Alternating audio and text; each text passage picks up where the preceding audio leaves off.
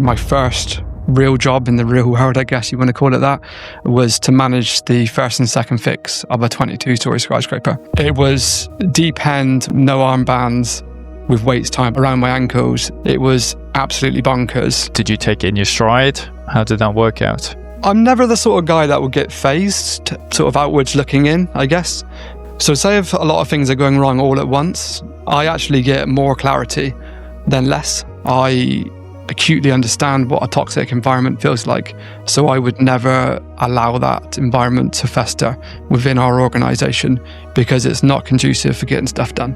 What would you say is one mindset shift or maybe a habit that could help people, take action in their careers, maybe even when they haven't figured everything out? I think I'd just like to talk a bit about Medusa now. What was the vision behind it and what impact do you see it having on UK manufacturing?